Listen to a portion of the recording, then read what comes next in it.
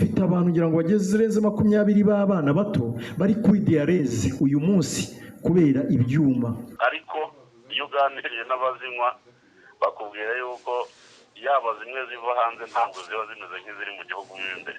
Leta biciye muri Miniko yakoze ibishoboka byose iha uburenganzira abanyarwanda bashobore gushora ngo batangize inganda ibicuruzwa. Baravuga ati nimugerageze namwe muzamuke. Ariko uyu munsi icyo tubona bamwe bashyize imbere amafaranga n'ubucuruzi bashyira hasi ubuzima bw'abantu n'igihugu. Uzi ko n'abo bantu bafite izi nganda bamwe muri bo izi nzoga bakoraga nabo batajya bazinywa. Urwagwa, ikigage, kucenga nuko ugomba kujya kuhamagara ese w'akagari. Noneho ibintu birakomeye no kwenga ikigage ntibicyoroshye. Abanyarwanda ubu ntibaza kwicwa n'inyota. Ni bangahe basigaye barwaye imyijima uyu munsi bariho bivuza wenda bazapfa ejo n'ejo bundi bapfa gahoro. Kuko niba zahagaze kuko nabwo dushobora kubibona gutya mu nyandiko ariko ntizihagarare, cyangwa tukabona ejo ibyo wakoraga bashyize andi maetikete babihinduriye amazina. Izi nganda niba zahagera kubwiriza ukuri kw'Imana ko nka 90% ikibazo twajyaga tubona kirimo guturuka ku nzoga cyangwa se ku binyobwa bitujuje ubuziranenge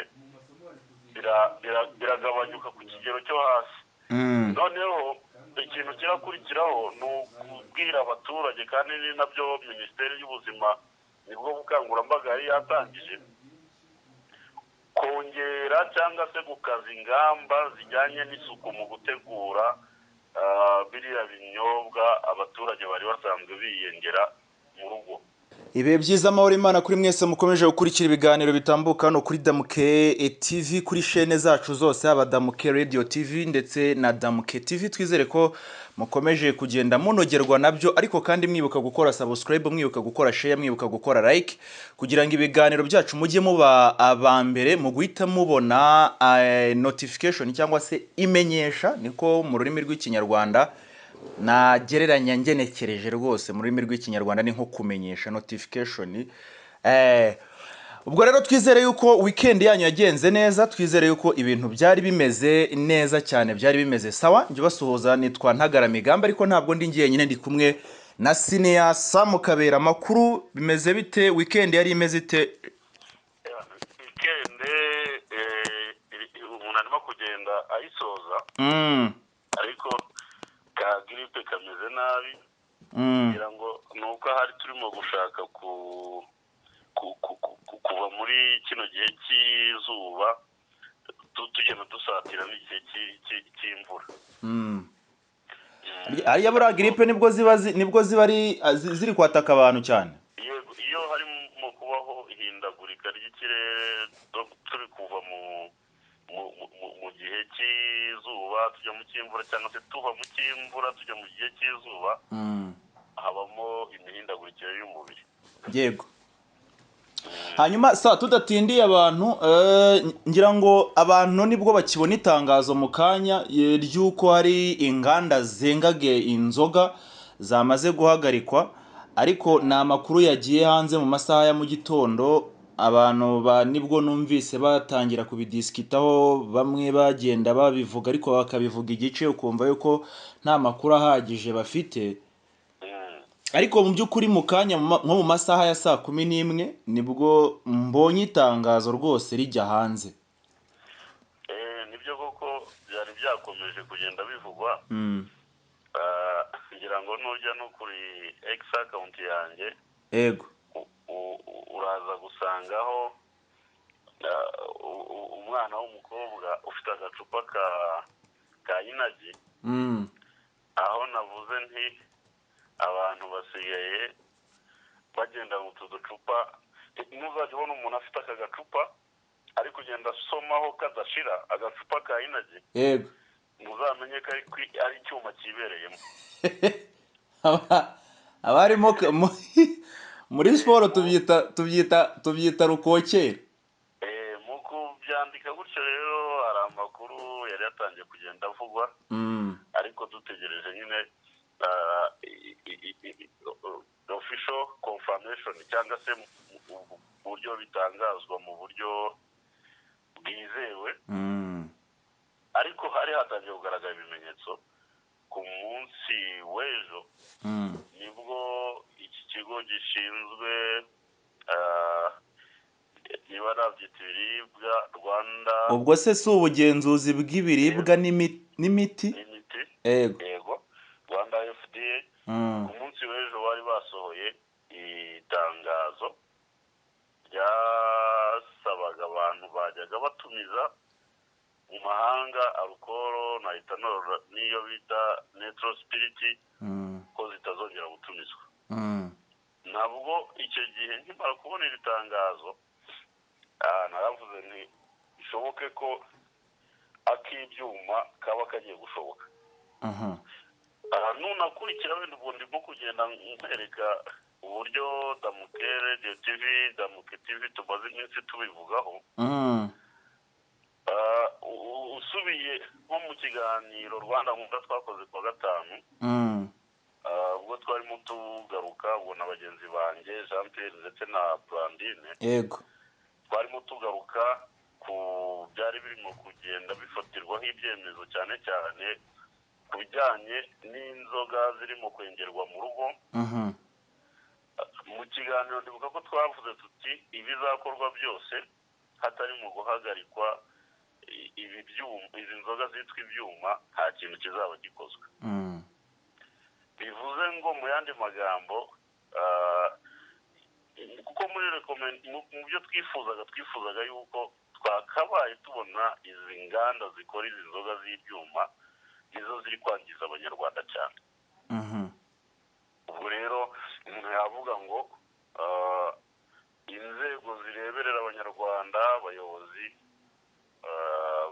igisubizo cyabonetse ariko sesa igisubizo kirabonetse yego ni ku banyarwanda ariko izi nganda se ko zatangaga umusoro ndetse hari na benshi zahaga amafunguro abantu bacuruzaga abantu bakoraga muri izi nganda babonaga ibyo kurya babonaga minerivare z'abana dore zanazamutse wenda umuntu yaza no kuza nazo kuzikomozaho minerivare ibi bintu nta kuntu wenda bari kureba ahubwo bakakomeza gushyira imbaraga mu kwigisha abakonsoma izi nzoga z'ibyuma ndetse no kureba uburyo bagira inama abantu bazenga n'icyo bahinduramo ariko ntibazihagarike ntabwo twakwishimira yuko nanone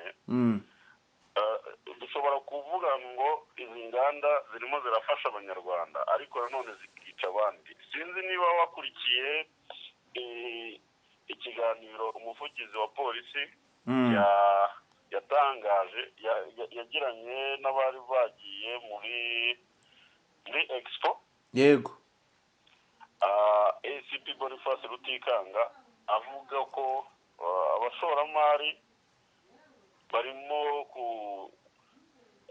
kureba amafaranga cyane kurusha kureba ku buzima bw'abaturarwanda ntabwo ntekereza ko rero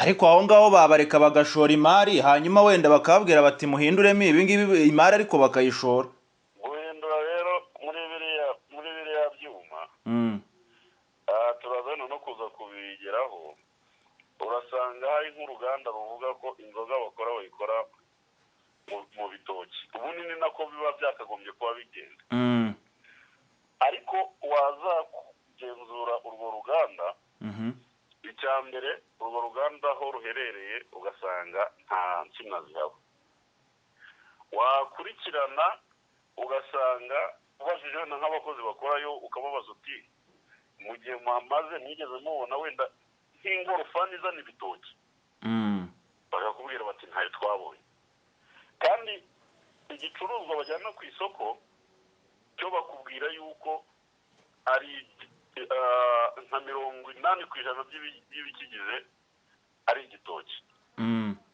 icyo kintu urumva wowe utazanamo kwibaza kabiri noneho ikintu wari uvuze cyo kuba abantu bari bafite akazi bakoraga aho hantu ese ubwo twakwishimira yuko ngira ngo niwe twabiganiragaho uzamanuke gatoya hariya Nyabugogo hafi y'ahantu hari amasaro de coiffure hari n'utubari yego ahagana hasi uzarebe by'umwihariko abana b'urubyiruko baba bahari, nubabona nibwo ushobora kuzavuga uti aba bantu bafite izi nganda zikora ibi bintu barimo barangiza igihugu.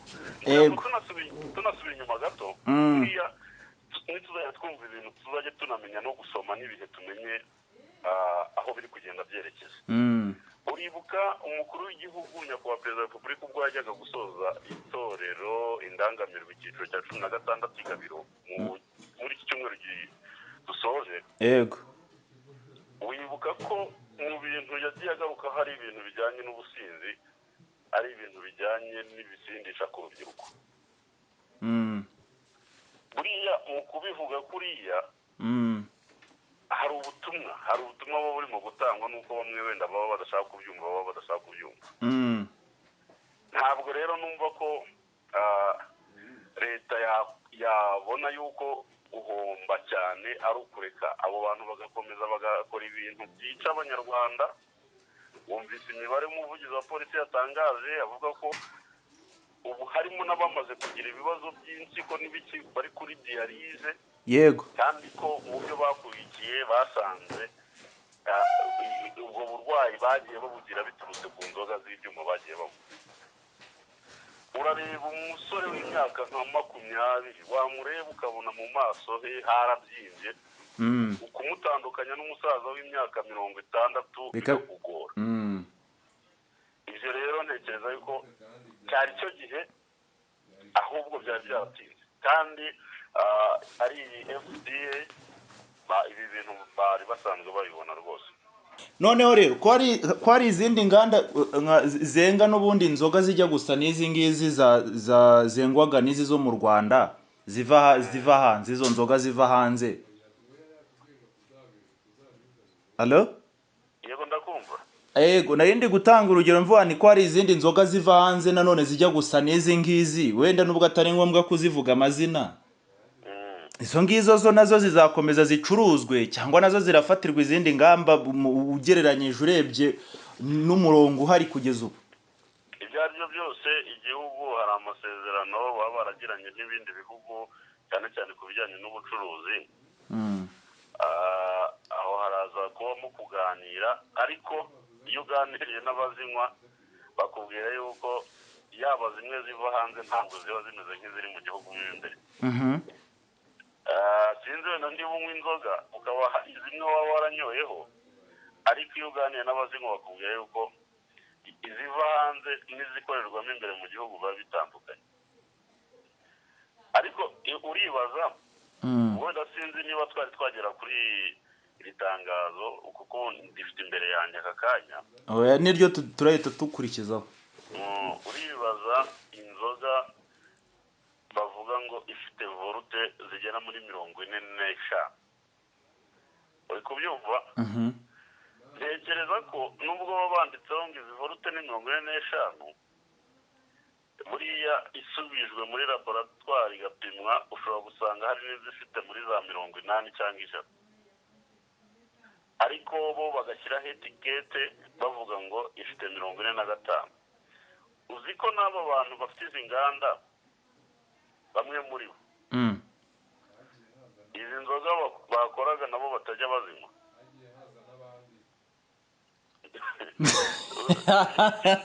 Ikintu gitangaje, umwe muri aba ngaba muri izi nganda zahagaritswe, jewe nigeze kumwumva ari kwibwirira umuntu ati uramenye iyo nzoga ntuze kuyinywa, bari ahantu mu bukwe,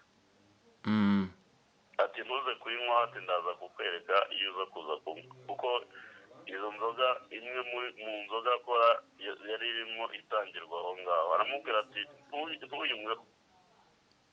Utekereza kumubwira gutyo biba bitewe n'iki? Si uko abazi uburyo iyo nzoga ikorwamo? Amakuru yose aba yafite formule ze ko aba ari buzizi. We hari n'igihe batanabizi, kwa abenshi se bamwe ba nyirizi inganda uzasanga ari abantu bafite amashuri adatumbagiye cyane, aba yaragize amahirwe ukabona abonye amafaranga agashinga uruganda. Hari igihe usanga nabyo ntabyo bazi. Eh,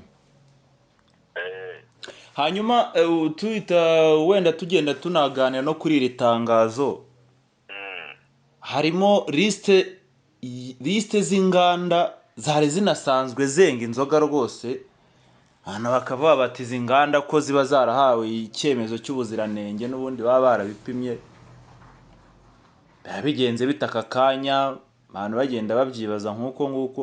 nk'izi nganda ni ukuvuga ngo n'ibinyobwa byose bitari muri iyi lisite nabyo biba byahagaritswe, cyangwa ibi byahagaritswe ni ibiri kuri iyi lisite turi kubona abantu bari kubona kuri sikirini zabo? ibyahagaritswe ni ibi ngibi ni bibiri kuko bagiye bavuga buri ruganda bakavuga n'ibinyobwa rukora bakabirondora, ubwo nibyo byahagaritswe. kandi bakaba banasaba yuko bigomba guhita bivanwa ku isoko. ubwo icyo bivuze ni iki? Ni ukubimena nta kindi. ubwo nk'abantu bari babifite mu masitoke yabo babicuruza nabo baramena, barahiye. ubwo nyine harabaho kuvugana n'uruganda, niba hari abasubizwa amafaranga bayasubizwe, ariko ibi binyobwa ntabwo bigomba kongera kugaragara ku isoko, ahubwo nk'umukoro, ubwo inkuru z'ejo zirabonetse. ni ukujya kureba ko ibi binyobwa ku isoko bigihari. ibintu uko bikomeye cyane. ntabwo bikomeye ibi bintu erega, migambi tubyumve, tubikurure, tubyiyegereze, tubivane kuba twumva yuko ari ibintu biri kure yacu, tubyiyegereze, tubyegereze umutima. aba bantu bose ujya ubona, cyane cyane nushaka kureba ishusho y'ububi bwa bino binyobwa, ngewe mbyita ibyamvagara, uzayibonera by'umwihariko cyane Nyabugogo, niho uzayibonera muri iriya Nyabugogo yose. mu minsi ishize nafashe kamera amanutse hasi, umuntu yarankuyemo iyo kotsa ngo ndi kumufotora kandi kamera izinze, yikoreye ikintu cy'igicupa cyanditseho rimwe mu mazina ndi kubona hano kuri lisite, ndabanti karabaye.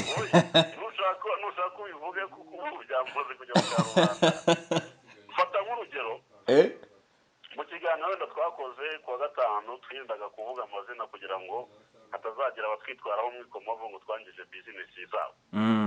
fata nk'urugero nk'inzoga yitwa ingwe gin, yitwa ngo flavored gin, niyo yonyine iryo zina. wareba igisamagwe gishushanyijeho niyo byonyine izina. fata iyi ngiyi yitwa maguma, iruka ry'ibirunga, biriya bintu biva mu birunga. ararararara.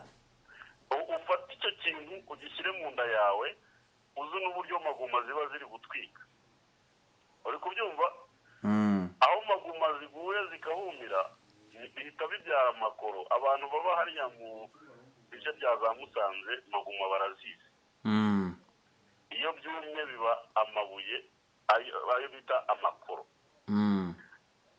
iyo byonyine nk'aya mazina yonyine ashobora gutuma ugiramo ubwoba. ngo ni ingwe jini, iyindi ngo ni amerikani, bagashyiraho urwara rwa kagoma. urumva? ubundi hahagaritswe izi nganda, harimo Inguvu Gin Limited, hakabamo NBG Limited, Sky Drop Industries Limited, iyo ni ya Bugesera, bari banamenye n'inzoga zayo kuwa gatatu bari bamenye inzoga zayo, iherereye mu Bugesera. Africana Buffalo Limited, ngo Nopa Company Limited, Roots Investment Group Limited, Rugari Agro Processing Company, iyi ni iriya ngo ni Zongu Industrial, harimo n'izo nabonye ntanazigeho Company, bikumva. bakaba bafite inzoga yitwa Jumongo.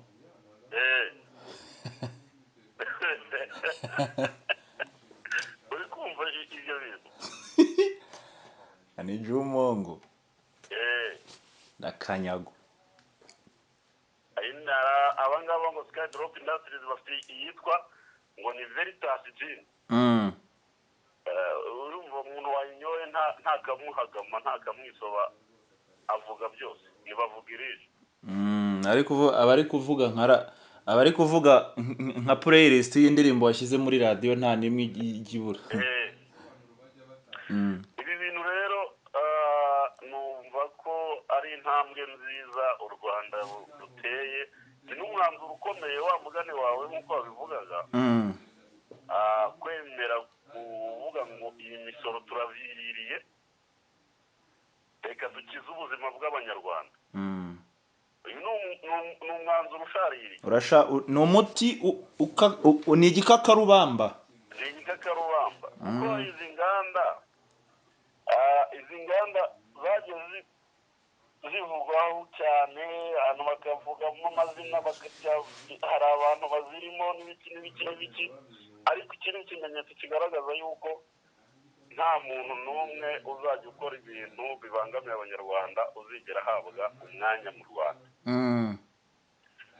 kugira ngo wagenda kubyumva, zimwe zigashyiraho ibikorwa bitera inkunga abaturage bagatanga za mituweli, ariko se byaba bimaze iki utangiye mituweli abantu 1000 hagapfa 200 200 wabishe? reka icyo byaba bivuze ko utanga mituweli ivuza abantu bateye uburwayi. ubundi yego nawe ryo ngiye kubana n'ubundi ubwizo mituweli urimo uraziha abantu kugira ngo baza ujye ubaroga hanyuma babone uko bajya kwivuza ukomeze ucuruza. Ubundi ari n'ibishoboka zimwe muri izi nganda bakabaye abanyarwanda bapimwa ubundi bagashyikirizwa bagatanga ibirego mu nkiko, hakarebwa iby'izi nganda zatumye abantu uburyo imibiri yabo yangiritse. ariko haregwa nde? Haregwa uruganda cyangwa haregwa uwabahaye icyemezo cyo gucuruza? Hari uwabahaye ibyemezo uvuga ko byo bidafite ubuziranenge, hakabaho ariko nabwo amakuru namenye wenda uru rwego rutanga ibyemezo i Rwanda FDA ikosa ikora nuko itakomeza ngo ikore usura ngo irebe ko ba bantu bahaye ibyangombwa ibyo bakora koko ari byo, kuko bivuga ko iyo barimo gusaba ibyangombwa hari impagararizi cyangwa sampo bajyana zikajyanwa mu malaboratwari zigapimwa, izo nizo bashingiraho batanga ibyangombwa.